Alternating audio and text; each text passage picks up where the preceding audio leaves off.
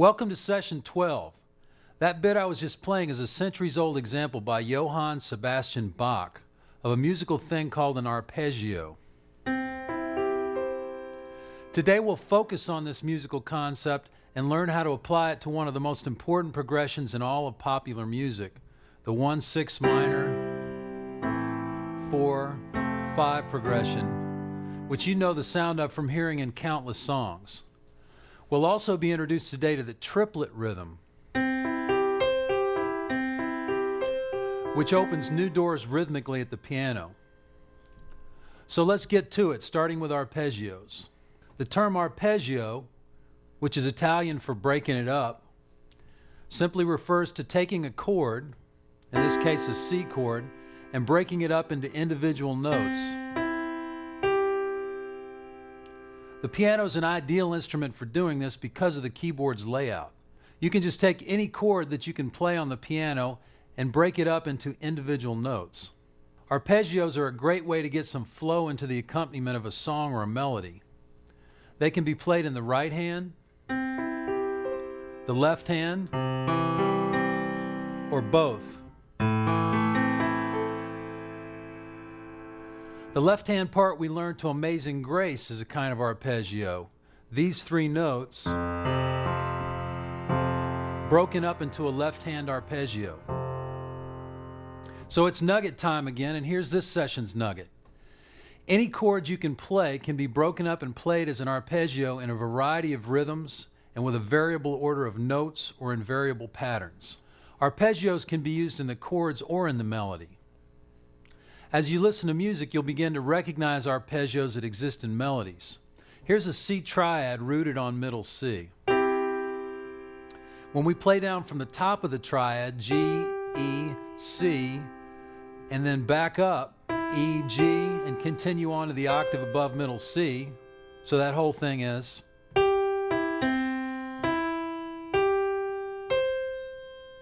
We recognize the beginning of a familiar melody.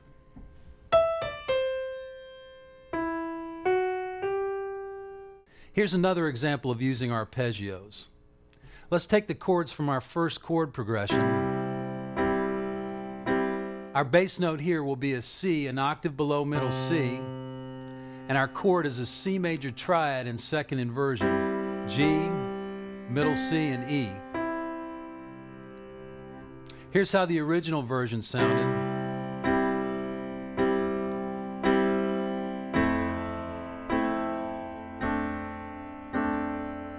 And with arpeggios, it becomes this arpeggiated version.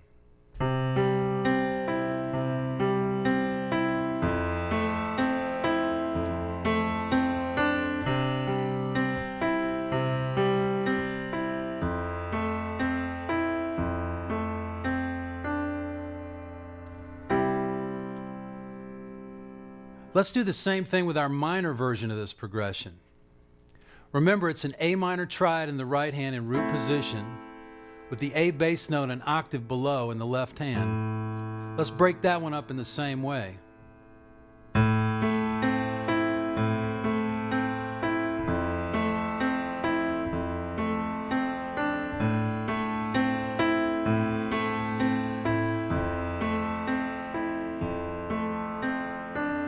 And I'm using a little bit of pedal on that A minor and changing the pedal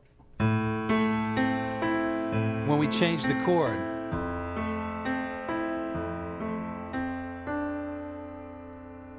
As you play these arpeggios, keep the eighth notes flowing and even.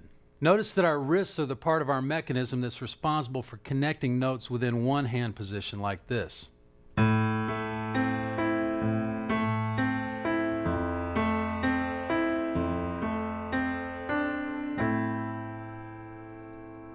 Let's take our hands down, take a breath, and relax the hands.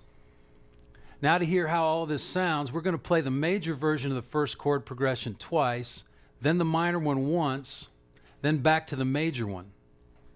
That whole thing put together will sound like a little song like this. 1, 2, 3, 4.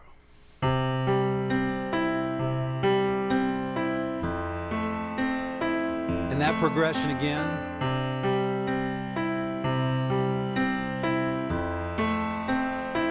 And then the minor one.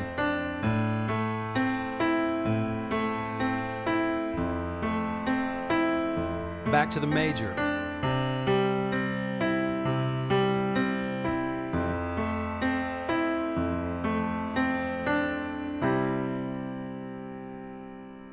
What we're doing here is taking small bits of essential information, in this case these two little chord progressions, and our newly acquired technique of arpeggiating them, and connecting all this to make a nice little accompaniment for a pop tune.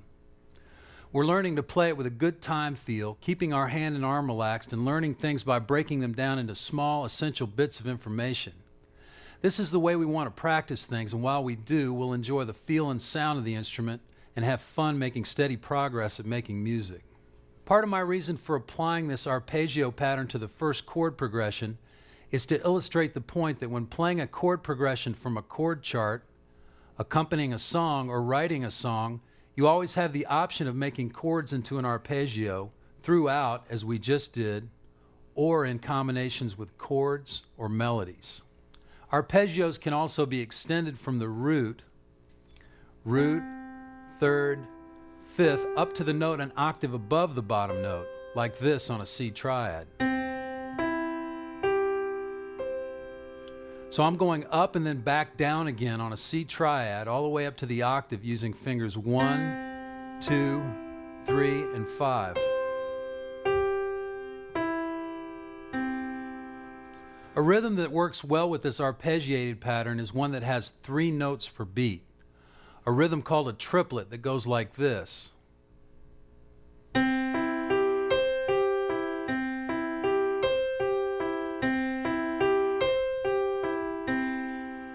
A triplet is a rhythmic grouping of 3 notes to a beat. You hear this rhythm on arpeggios in the accompaniment to songs like "Oh Holy Night," "In the Still of the Night," "Color My World," and pieces like "Jesu, Joy of Man's Desiring." 1, 2, 3. Here's an old school way of using these triplet arpeggios. Let's take our 1 to 6 minor to 4 to 5 progression and use the triplet rhythm and our chord connection principle using inversions to make a 4-bar progression. I'll play it all the way down and then we'll break it down. It goes like this.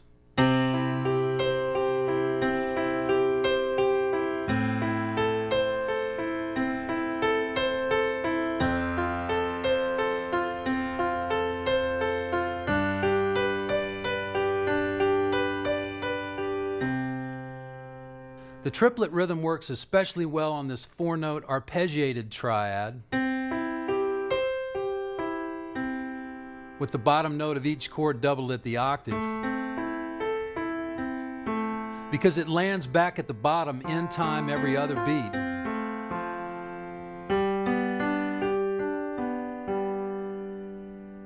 So let's look at the 4 chords in the progression. All have their bottom note doubled an octave higher. The first chord, C, is in root position, fingered 1, 2, 3, and the root C doubled at the octave with the 5th finger. So the chord is this. The A minor is in first inversion with the bottom note doubled at the octave. So the only note that changes from the C chord to the A minor chord is the G, which becomes an A. So we get an A minor chord. and that one's fingered 1, 2, 4, and 5.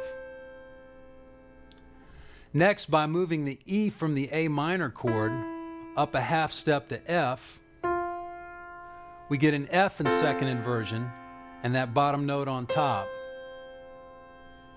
Again, the fingering is 1, 2, 4, and 5. So far we have 3 different chords, C, A minor, and F. And the second 2 chords are formed by just changing one note from the previous chord.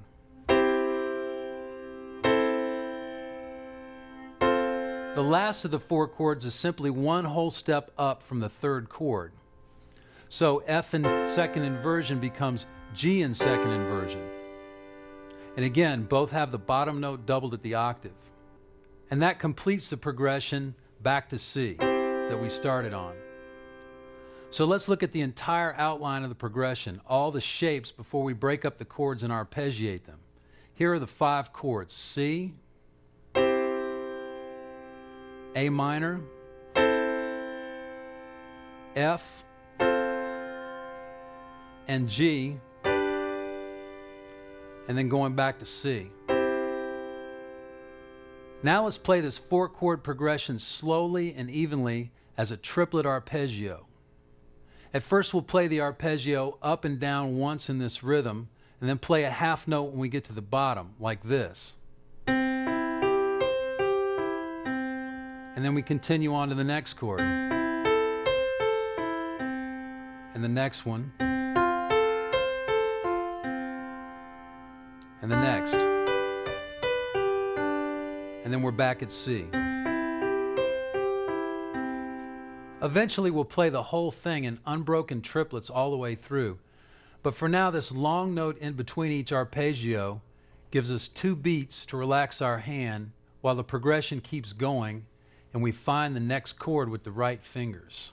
I'm going to start with the metronome on 50 beats a minute, but slow it down if you need to. I'll count us in and we'll play it like this: 1, 2, 3, 4.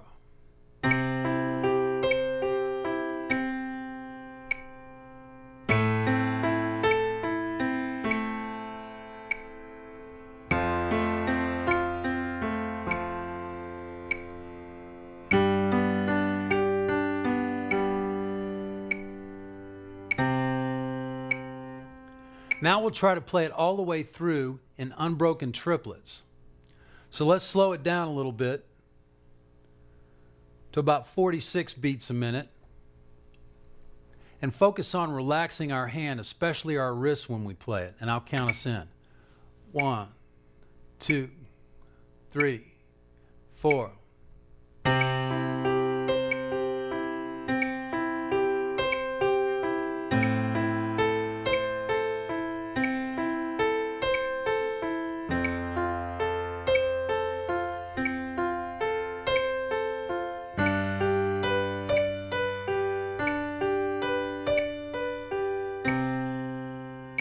Before we move on to the next thing, let's play the progression with our arpeggiated triplets through twice.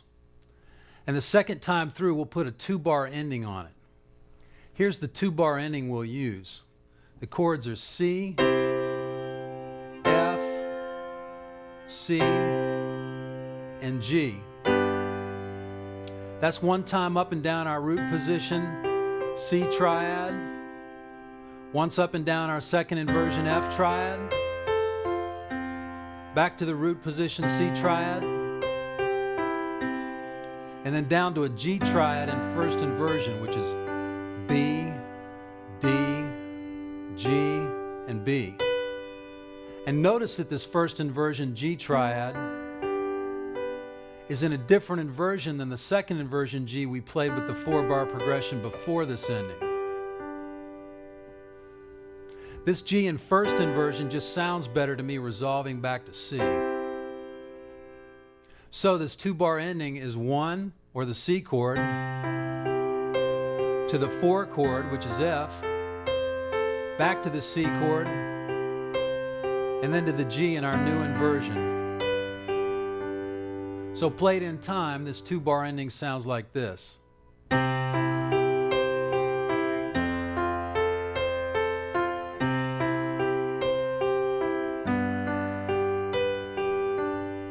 Let's close out this session with a very important musical concept regarding chords and how they relate to each other in music.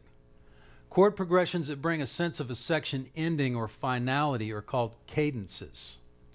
These chord progression cadences happen at the ends of phrases or songs. So the cadence in our example would be this.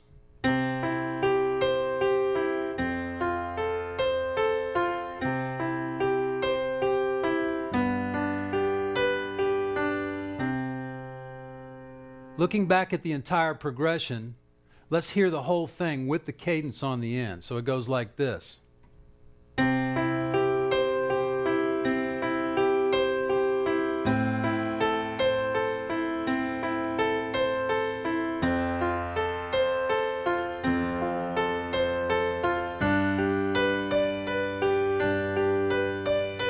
And then the second time through.